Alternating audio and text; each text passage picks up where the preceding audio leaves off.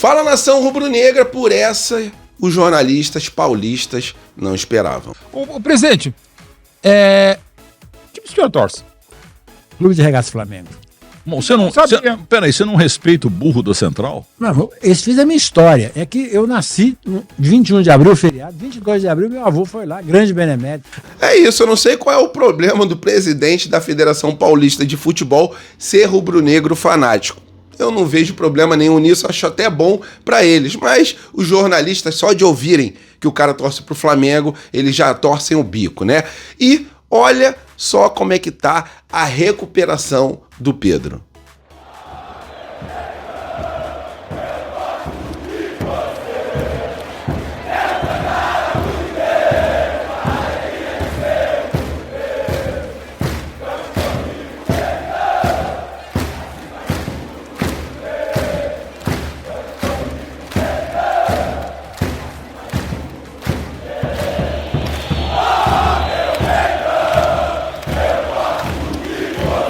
É isso aí, tá toda o Pedro na recuperação e temos uma excelente notícia sobre a previsão de volta do nosso camisa 9 bolado. Em relação ao mercado da bola, vamos falar sobre Lohan, né, que estava de saída, mas parece que ele vai permanecer no time rubro-negro. Vamos falar também sobre o Jorginho, que o Flamengo aceitou pagar um salário acima do que paga normalmente para ter esse meio campo, mas ele vai colocar nas premiações também um valor bem alto para seduzir o Jorginho, que tinha pedido mais ou menos 2,5 milhões de reais por mês para o time rubro-negro. E falando sobre o Vitão, caso ele não venha, o Flamengo já tem um zagueiro ali para substituir esse defensor do Internacional. E falando sobre o elenco do Flamengo, realmente, galera, daqui a pouco a gente vai destrinchar esse elenco.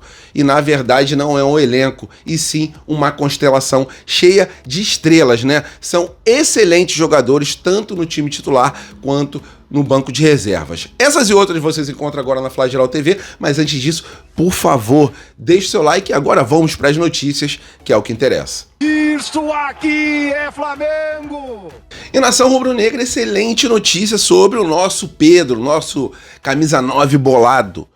Em relação à volta desse jogador, eu tinha falado para vocês há mais ou menos uns 2 meses atrás que o jogador iria voltar mais ou menos em abril, né? Porque a recuperação dele estava sendo excelente. E o Pedro, ele tá praticamente 24 horas cuidando dessa lesão, né? Ele faz trabalhos lá no Ninho do Urubu e em casa ele também tem uma equipe ali para cuidar dele, tem uma academia em casa, então ele fica tratando dessa lesão por quase 24 horas. Então, por causa disso, provavelmente em março ou abril, finalzinho de março, ou comecinho de abril, o Pedro já estará apto para voltar a campo, né? Ele já está treinando com chuteira, já está colocando ali uma carga maior no joelho que ele operou e não está sentindo nenhum desconforto. Então é isso, né? O Dr. Runco, ele já tinha falado que o Pedro teria uma volta antecipada do que estava previsto lá para o meio do ano e parece que isso vai acontecer, né? Pedro se dedica muito, tem feito muita falta nesse time do Flamengo, com certeza ele está morrendo de saudade da torcida rubro-negra, de poder marcar os seus gols, e a torcida do Flamengo também, né, cara? Porque a gente sabe quanto o Pedro é rubro-negro, quanto ele vibra com a nação, né? Pô, de estar jogando no vermelho e preto, na época do Fluminense, pra quem não sabe, ele chegou a chorar, né? O Celso Barros, se eu não me engano, ele comentou isso, ele falou, cara, a gente ficou atônito, vendo o Pedro chorar igual uma criança pedindo pra ser negociado pro Flamengo, né? Pedindo pra ir pro Flamengo. Cara, isso chega a me arrepiar, cara. Qual é a história de um jogador que a gente viu fazer isso? Chorar para poder jogar no Flamengo. E Pedro, com certeza a nação rubro-negra não irá esquecer de todas as suas atitudes, né? Você pode não ser aquele cara midiático, mas é um cara que tem um coração totalmente vermelho e preto. E isso a nação considera muito. E nação rubro-negra, sobre mercado da bola, vou falar 3 situações diferentes. Lohan, Jorginho e também o Vitão. Vamos começar pelo Vitão. Vitão, zagueiro do Internacional, o Flamengo deseja a contratação do jogador, ofereceu em torno de 11 milhões de euros para o Internacional, né, que seriam 7 milhões de euros, mais o perdão da dívida do Thiago Maia, que gira em torno de 4 milhões de euros, juntando dá 11 milhões. Só que o Internacional quer mais ou menos 14 milhões de euros, né? São 3 milhões de euros que separa a vontade do Internacional com a vontade do Flamengo. Isso aí é negociável, mas o Flamengo já bateu o martelo em relação a caso não consiga contratar o Vitão. Segundo o jornalista Vene Casagrande, o Flamengo depositará suas fichas no João Vitor, jogador de 18 anos, jogador da base rubro-negra. Felipe Luiz tem uma experiência com esses jogadores, já passou pelo Sub-17, já passou pelo Sub-20, então está determinado. Caso o Vitão não chegue no Flamengo, João Vitor será esse cara para a zaga rubro-negra, né? Provavelmente, lógico, para ser reserva, mas um reserva que a comissão técnica confia. Por falar em confiança, em relação ao Jorginho, o Flamengo até aumentou o que iria dar para ele de salário, né? O Flamengo esperava fechar um contrato ali com 1,5 milhão por mês de salário, mas o Flamengo subiu um pouquinho o sarrafo e aceita pagar em torno de 1,8 milhão de reais para o jogador que vai provavelmente essa semana romper o contrato com o Arsenal.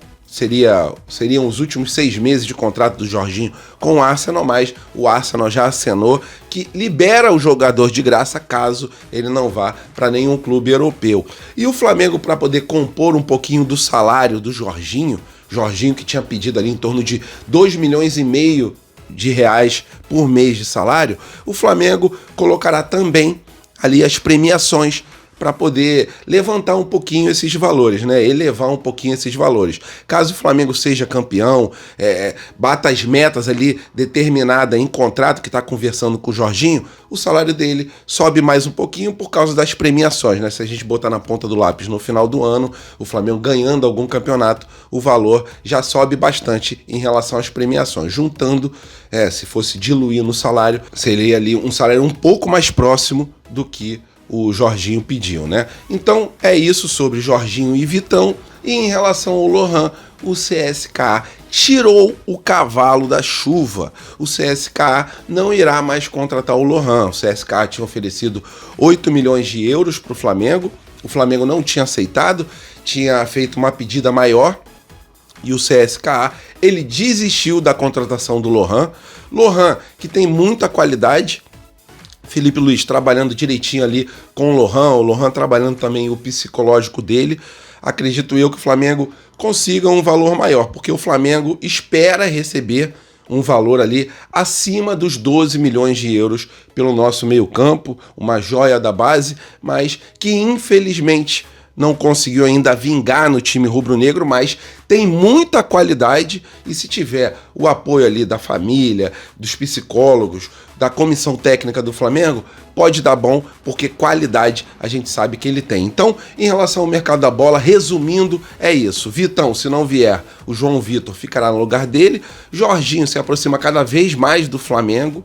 E em relação ao Lohan, CSKA desistiu da contratação. Se vocês quiserem opinar sobre esse mercado da bola, por favor, sua opinião é muito importante, coloca ela aqui embaixo do vídeo. E rapaziada, vocês já pararam para pensar, né, caso realmente o Jorginho venha para o Flamengo, a seleção, a constelação que a gente está montando, e se a gente remeter o nosso pensamento para a década de 90, anos 2000, que diferença de time que a gente tinha pro que a gente tem hoje em dia. E olha que antigamente nem salário a gente pagava direito, né? Não tínhamos condições financeiras de poder bancar o grande craque, e quando contratava um grande craque, a gente não pagava e depois a gente tinha que ir na justiça pagar o dobro, pagar o triplo. Mas hoje em dia, né, desde a época do Bandeira de Melo para cá, a gente foi se reforçando, até chegar nesse ponto de não termos um time, e sim uma constelação. Vamos dar uma olhadinha aí no time do Flamengo, né? Reservas e titulares, é aquilo que eu digo sempre. Pelo menos 2 jogadores bons por posição a gente precisa ter. E olha esse time que a gente está montando. Vamos lá. No gol, Rossi e o reserva, Matheus Cunha. Na parte da zaga, né? Léo Ortiz, Danilo, Léo Pereira, tem o Pablo, tem o João Vitor e tem a chegada do Vitão, né? Que se ela vier, a gente já pode colocar o Vitão também nessa zaga. Lateral direito, Wesley e Varela. Lateral esquerda, Ayrton Lucas, Alexandro e Vinha.